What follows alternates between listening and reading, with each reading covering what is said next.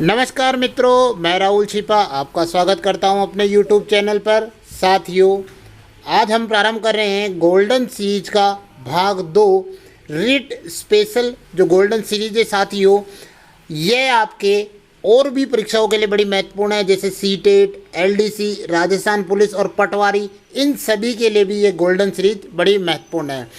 आगामी आने वाली रेट परीक्षा के लिए एसएसटी सब्जेक्ट वालों के लिए बड़ी ही महत्वपूर्ण गोल्डन सीरीज है। चलिए साथियों, जल्दी से प्रारंभ करते हैं इस गोल्डन सीरीज को।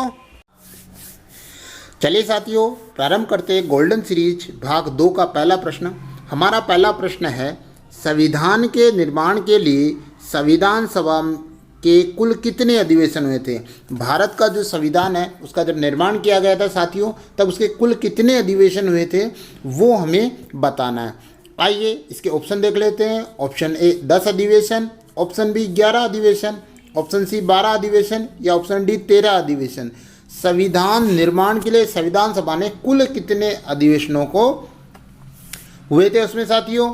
तो देखिएगा साथियों, इस प्रश्न का आंसर होगा ऑप्शन सी 12 अधिवेशन। ध्यान रखिएगा साथियों, संविधान निर्माण के लिए कुल कितने अधिवेशन हुए थे, तो 12 अधिवेशन हुए थे साथियों। जबकि संविधान बनने में कितने अधिवेशन लगे थे, तो ध्यान रखिएगा 11 अधिवेशन जो है साथियों वो संविधान के बनने में लगे थे।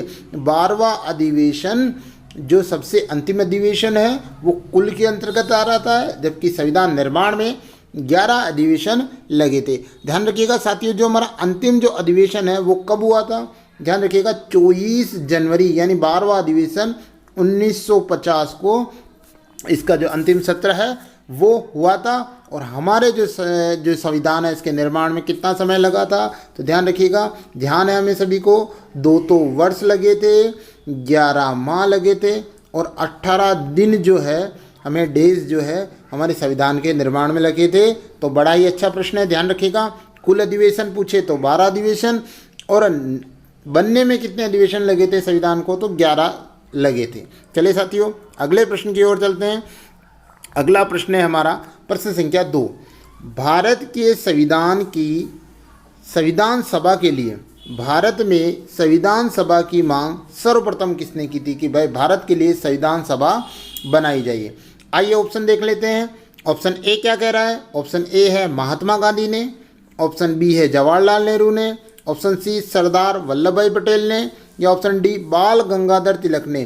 किस व्यक्ति ने भारत में संविधान सभा जो थी उसकी मांग सर्वप्रथम की थी। तो साथियों देखिएगा, यह जो प्रश्न है बड़ा अच्छा है, बड़ा ही महत्वपूर्ण है साथियों। रिट में लगभग 10 प्रश्न जो हैं हमारे पॉलिटिकल साइंस से पूछे जाते हैं, तो वो हमें ध्यान रखना है। तो इस प्रश्न का सही आंसर होगा ऑप्शन डी, बाल गंगाधर तिलक जी ने सबसे पहले संविधान सभा की मांग की थी। कब की थी, तो 1895 के अंतर्गत इन्होंने कहा था कि भारत के लिए संविधान बनाने के लिए संविधान सभा होनी चाहिए। इसके बाद महात्मा गांधी ने, नेहरू जी ने, सब ने बाद में इसके लिए कहा था, लेकिन सर्वप्रथम जो कहा गया था वो बाल गंगाधर तिलक ने इसकी मांग की थी। ये भी हमें ध्यान रखना है। चलिए साथियों, अगले प्रश्न की ओर चलते हैं। प्रश्न संख्या 3। प्रश्न संख्या 3 क्या है साथियों, देखिएगा, कैबिनेट मिशन भारत कब आया था। एसएसटी के लिए बहुत ही महत्वपूर्ण प्रश्न है साथियों, कैबिनेट मिशन भारत कब आया था। इस मिशन के तहत ही हमारे यहाँ पर कैबिनेट मिशन योजना चली थी, जिसी के आधार पर हमारे संविधान सभा का गठन किया गया था और बाकी सभी जो चुनाव वगैरह हैं इस कैबिनेट मिशन के सुझाव के तहत हुए थे। तो कैबिनेट मिशन भारत कब आया था साथियों, तो ध्यान रखिएगा। आइए ऑप्शन देख लेते हैं इसके।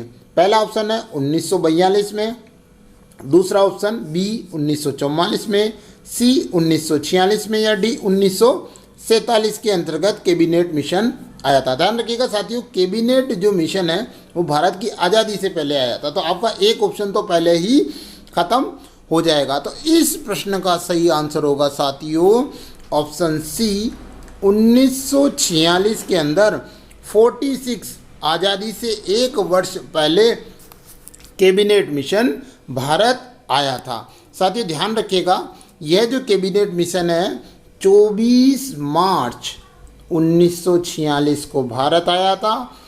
3 इसमें सदस्य थे साथियों, जो ब्रिटिश सरकार के कैबिनेट स्तर के मंत्री थे, इसीलिए इसका नाम कैबिनेट मिशन रखा गया साथियों। और ध्यान रखिएगा, इनका जो कैबिनेट मिशन है साथियों, इसके अध्यक्ष कौन थे? तो इसके अध्यक्ष थे लॉरेंस जो है इसके अध्यक्ष थे साथियों। पूरा नाम लॉर्ड पैट्रिक लॉरेंस को इसका अध्यक्ष बनाया गया था। इसी के आधार पर इसका उद्देश्य था संविधान सभा का गठन करना। ये हमें ध्यान रखना है। चलिए साथियों, अगले प्रश्न की ओर चलते हैं। प्रश्न संख्या 4 क्या कहता है? प्रश्न संख्या 4 कह रहा है साथियों कि निम्न में से प्रारूप समिति के सदस्य कौन नहीं थे? साथियों देखिएगा, जो प्रारूप समिति है, संविधान सभा में जो निर्माण है, उसमें सबसे महत्वपूर्ण समितियों के अंतर्गत कौन सी समिति आती है? प्रारूप समिति आती है थी। इस प्रारूप समिति के कुछ सदस्य थे साथियों। तो इन 4 ऑप्शनों में से कौन सा सदस्य उसमें नहीं था? बड़ा ही महत्वपूर्ण प्रश्न है साथियों, डबल स्टारेड प्रश्न है। आइए देखते हैं ऑप्शन कौन कौन सा इसमें क्या है साथियों। तो ऑप्शन पहला है BL Mitra, option B TT Krishnamachari, option C HC Mukherjee या ऑप्शन D M माधवराव। कौन इसके अंतर्गत प्रारूप समिति का सदस्य नहीं है साथियों? जल्दी से सोच लीजिए आप, फिर मैं इसका उत्तर बताता हूं साथियों कि प्रारूप जो समिति है, इसका जो सदस्य नहीं है, इसका सही आंसर है ऑप्शन C HC मुखर्जी। साथियों ध्यान दीजिएगा, यह जो प्रारूप समिति है, ये कौन थी साथियों? जिसके अध्यक्ष डॉक्टर कौन थे? भीमराव जो अंबेडकर जी हैं, डॉक्टर भीमराव अंबेडकर जी प्रारूप समिति के सदस्य थे। और 1+6 यानी अध्यक्ष और 6 सदस्य मिलकर 7 सदस्यों की प्रारूप समिति थी साथियों, जिसके अंतर्गत ये तीनों जो सदस्य थे और HC जो मुखर्जी हैं, ये इसके सदस्य नहीं थे। साथियों अगले प्रश्न की ओर चलते हैं। प्रश्न संख्या 5। प्रश्न संख्या 5 हमारा क्या कह रहा है? प्रथम बार स्वाधीनता दिवस कब मनाया गया था? बहुत ही महत्वपूर्ण और अच्छा प्रश्न है कि प्रथम बार स्वाधीनता दिवस कब मनाया गया था साथियों। आइए ऑप्शन देख लेते हैं। ऑप्शन A 26 जनवरी 1950 को, ऑप्शन B 26 नवंबर 1949 को, ऑप्शन C 26 जनवरी 1930 को या ऑप्शन D इनमें से कोई नहीं। कौन सा इसका सही आंसर होगा कि भाई स्वाधीनता दिवस कब मनाया गया था पहली बार? तो साथियों देखिएगा, यह जो प्रश्न है बड़ा ही महत्वपूर्ण है और इसका आंसर हम देखते हैं साथियों। तो इसका सही आंसर होगा ऑप्शन C 26 जनवरी 1930 जो है, वहाँ पर प्रथम बार स्वाधीनता दिवस मनाया गया था साथियों। ध्यान दीजिएगा साथियों, ये जो स्वाधीनता दिवस है आज़ादी से पूर्व ही मनाया गया था, ये भी हमें ध्यान रखना है, 26 जनवरी 1930 को। चलिए साथियों अगले प्रश्न की ओर चलते हैं। प्रश्न संख्या 6। प्रश्न संख्या 6 क्या कह रहा है साथियों? स्वतंत्र और निष्पक्ष न्यायपालिका की अवधारणा किस देश के संविधान से लिया गया है? यानी किस देश के संविधान से ये बात अडॉप्ट की गई है स्वतंत्र और निष्पक्ष न्यायपालिका के बारे में साथियों। तो देखिएगा, इस प्रश्न का अपन जो ऑप्शन है देख लेते साथियों, कौन कौन से ऑप्शन है इसके। तो ऑप्शन A ब्रिटेन से, ऑप्शन B ऑस्ट्रेलिया से, ऑप्शन C जर्मनी से या ऑप्शन D अमेरिका से। किस देश से इसकी अवधारणा ली गई है साथियों? तो इस प्रश्न का सही आंसर क्या होगा? आप सभी सोचिए साथियों। हमारा जो संविधान है वो सभी देशों से जो अच्छी अच्छी बातें हैं या सभी देशों से जो बातें लेकर बनाया गया है साथियों। तो इस प्रश्न संख्या 6 वेरी मोस्ट प्रश्न है साथियों और इसका सही आंसर होगा ऑप्शन D अमेरिका से। यानी अमेरिका के द्वारा जो स्वतंत्र और निष्पक्ष न्यायपालिका अमेरिका के संविधान से ली गई है साथियों। यहाँ मैं एक और महत्वपूर्ण बात बताना चाहूँगा कि अमेरिका से एक जो महत्वपूर्ण चीज़ है वो भी ली गई है, वो भी हमें याद रखनी है। क्या है? मूल अधिकार। मूल अधिकार भी हम अमेरिका के संविधान से लिए गए हैं। तो ये दोनों महत्वपूर्ण चीज़ें, स्वतंत्र और निष्पक्ष न्यायपालिका और मूल अधिकार, इन दोनों को ध्यान रखिए साथियों। अगर आपको ये वीडियो अच्छा लग रहा हो तो जल्दी से लाइक कीजिएगा और हमारे चैनल को सब्सक्राइब कीजिएगा, ताकि इसी प्रकार की जो प्रश्नोत्तरी सीरीज है और शिक्षण वीडियो से संबंधित आपको सभी वीडियो जो प्रश्नोत्तरी के माध्यम से आपको इसमें मिलेंगे। चलिए साथियों अगले प्रश्न की ओर हम बढ़ेंगे। प्रश्न संख्या 7 हमारा क्या कह रहा है? प्रश्न संख्या 7 हमारा कह रहा है साथियों कि अंबेडकर जी, डॉक्टर भीमराव अंबेडकर जी के अनुसार किस अनुच्छेद को संविधान की आत्मा या हृदय कहा जाता है। बहुत ही महत्वपूर्ण प्रश्न है साथियों, हम ध्यान देंगे।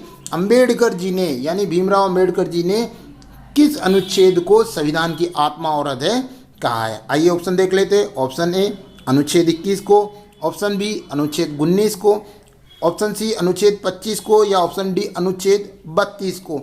कौन सा जो अनुच्छेद है उसको संविधान की आत्मा कहा गया है? सोचिए साथियों जल्दी से, बड़ा ही महत्वपूर्ण प्रश्न है साथियों। इसके साथ दो महत्वपूर्ण चीज़ें हमें याद रखनी पड़ेगी। तो देखिएगा साथियों, इस प्रश्न का सही आंसर होगा ऑप्शन डी अनुच्छेद 32 संविधान की आत्मा और हृदय डॉक्टर भीमराव अंबेडकर जी द्वारा कहा गया है। संवैधानिक जो उपचारों का अधिकार है उसको संविधान की आत्मा और हृदय कहा गया है। प्रश्न ये आ जाए कि भारतीय संविधान की आत्मा किसे कहा गया है, तो ध्यान रखिएगा साथियों, वहाँ पर आंसर आएगा प्रस्तावना। प्रस्तावना को भारतीय संविधान की आत्मा कहा गया है साथियों। लेकिन अगर यहाँ पर ऑप्शन इस प्रकार से आया है कि डॉक्टर भीमराव अंबेडकर जी के अनुसार पूछा गया है संविधान की आत्मा हृदय, तो अनुच्छेद 32 को कहा गया है। अनुच्छेद 32 के तहत संवैधानिक उपचारों का जो हमें अधिकार है उसके तहत 6 प्रकार की जो रिट है वो उच्च न्यायालय, सुप्रीम कोर्ट और हाई कोर्ट जारी कर सकता है। हमारे लिए, व्यक्तियों के लिए या हम लोगों के लिए, आम जनता के लिए जारी कर सकता है, उसे ही संविधान की आत्मा और हृदय कहा गया है। चलिए साथियों अगले प्रश्न की ओर बढ़ते हैं। प्रश्न संख्या 8। प्रश्न संख्या 8 क्या कह रहा है साथियों? सबसे पहले मैं इस पे गोला लगा देता हूं साथियों और इस पे मैं डबल स्टार लगा देता हूं क्योंकि महत्वपूर्ण प्रश्न है। प्रश्न ऐसे बनेंगे साथियों कि हमें उनको ध्यान रखना पड़ेगा। ध्यान देते हैं इस प्रश्न की ओर। संसद के संयुक्त अधिवेशन को कौन बुलाता है? संसद में जब कोई समस्या होती है तो दोनों जो संसद के लोकसभा और राज्यसभा, उनके लिए संसद में संयुक्त अधिवेशन कौन बुलाता है? आइए साथियों देखते हैं। ऑप्शन ए राष्ट्रपति, ऑप्शन बी उपराष्ट्रपति, ऑप्शन सी लोकसभा अध्यक्ष या ऑप्शन डी प्रधानमंत्री। चारों में से कौन व्यक्ति है जो संयुक्त अधिवेशन को बुलाता है साथियों? तो देखिएगा इस प्रश्न संख्या 8 का सही आंसर होगा ऑप्शन ए राष्ट्रपति साथियों। आपको यहाँ ये भी लग रहा होगा साथियों क्योंकि लोकसभा अध्यक्ष भी दिया हुआ है, तो मैंने लोकसभा अध्यक्ष क्यों नहीं किया साथियों? तो देख लीजिएगा संयुक्त जो अधिवेशन है साथियों वो अनुच्छेद 108 के तहत बुलाया जाता है। और जो संयुक्त अधिवेशन है साथियों बुलाता कौन है? तो संयुक्त अधिवेशन बुलाएगा राष्ट्रपति, जबकि उसकी अध्यक्षता, उस संयुक्त अधिवेशन की अध्यक्षता कौन करता है साथियों? तो लोकसभा अध्यक्ष करेगा, न कि राष्ट्रपति करेगा। और बुलाएगा कौन? राष्ट्रपति बुलाएगा। लोकसभा अध्यक्ष संयुक्त अधिवेशन को नहीं बुला सकता है, उसके पास ये अधिकार नहीं है। बड़ा ही महत्वपूर्ण प्रश्न है साथियों, आप इस प्रश्न का जरूर ही ध्यान रखिएगा। चलिए साथियों अगले प्रश्न की ओर चलते हैं। प्रश्न संख्या 9 क्या कह रहा है? प्रश्न संख्या 9 कह रहा है साथियों आपातकाल के समय सबसे पहले किस अनुच्छेद को समाप्त किया जाता है? अच्छा प्रश्न है साथियों, पुरानी जो भर्ती परीक्षाएं उनमें आया हुआ भी है साथियों कि आपातकाल जब लग जाता है तो उस समय में किस अनुच्छेद को समाप्त कर दिया जाता है। आइए ऑप्शन देख लेते हैं। ऑप्शन ए अनुच्छेद 17 को, ऑप्शन बी अनुच्छेद 19 को, ऑप्शन सी अनुच्छेद 20 को या ऑप्शन डी अनुच्छेद 22 को। कौन सा जो अनुच्छेद है उसको समाप्त कर दिया जाता है? तो इस प्रश्न का सही आंसर होगा ऑप्शन बी अनुच्छेद जो 19 यानी 19 जो अनुच्छेद है उसको आपातकाल के समय सबसे पहले समाप्त कर दिया जाता है, क्योंकि साथियों इसके अंतर्गत हम सभी को यानी व्यक्तियों को 6 स्वतंत्रताएं दी गई है। वो स्वतंत्रताएं आपातकाल के समय सीमित हो जाती हैं। साथियों यहाँ पर एक बात और ध्यान रखिएगा कि कौन सा जो अनुच्छेद है जो आपातकाल के समय में उसको समाप्त नहीं किया जा सकता, तो वो ध्यान रखिएगा अनुच्छेद 21 है ना, दैहिक स्वतंत्रता जो हमें दी गई है वो नहीं किया जा सकता। अगर ऑप्शन में 20 और 21 दोनों आते हैं तो वो दोनों मान्य होंगे, अगर ऑप्शन में नहीं आता तो अनुच्छेद 21 मान्य होगा। चलिए साथियों अगले प्रश्न की ओर चलते हैं। प्रश्न संख्या 10। निशुल्क और अनिवार्य शिक्षा से संबंधित है, बड़ा ही महत्वपूर्ण प्रश्न है। राजस्थान में निशुल्क व अनिवार्य शिक्षा का अधिकार अधिनियम 2009 कब लागू हुआ था साथियों? राजस्थान के अंतर्गत। आइए ऑप्शन देख लेते हैं। ऑप्शन ए 1 अप्रैल 2009 को, ऑप्शन बी 1 अप्रैल 2010 को, ऑप्शन सी 1 अप्रैल 2011 को, या ऑप्शन डी इनमें से कोई नहीं। जल्दी से साथियों इस प्रश्न का आंसर सोच लीजिए ताकि मैं फटाफट आपको इसका आंसर बता सकूं कि राजस्थान के अंतर्गत निशुल्क अनिवार्य शिक्षा का अधिकार अधिनियम 2009 कब लागू हुआ था। बच्चों को जो कक्षा 1 से 8 तक 14 साल से छोटे बच्चे जिनको निशुल्क शिक्षा मिलती है उनसे संबंधित। तो इस प्रश्न का सही आंसर होगा साथियों ऑप्शन 3, ऑप्शन सी 1 अप्रैल 2011 को हमारे राजस्थान में लागू हुआ था साथियों। ये हमें ध्यान रखना है, इसको राजस्थान में लागू। अगर पूछ ले कि भारत में कब लागू हुआ था साथियों, तो देखिएगा 2010 में 1 अप्रैल 2010 को भारतवर्ष में ये लागू हो गया था। बड़ा ही महत्वपूर्ण प्रश्न है साथियों, ये हमें ध्यान रखना है। पिछले सीरीज के अंतर्गत साथियों मैंने आपको एक प्रश्न पूछा था, बेली कृष्ण रुक्मणी कृति को 5वां वेद व 1900 पुराण की संज्ञा किसको दी गई है? तो उस प्रश्न का हमने आंसर बताया था दुर्साहाडा, और किसकी रचना वो बताई गई है साथियों? वो रचना है पृथ्वीराज राठौड़, जिनको पीथल के नाम से जाना जाता है। उन्होंने रचना इसकी की थी और गागरोण दुर्ग के अंतर्गत इसकी रचना की गई थी, और इसमें भगवान कृष्ण और रुक्मणी के विवाह का वर्णन है। अगर आपको यह वीडियो अच्छा लगा हो साथियों तो जल्दी से जल्दी सब्सक्राइब कीजिएगा, अपने सभी दोस्तों को जोड़िएगा।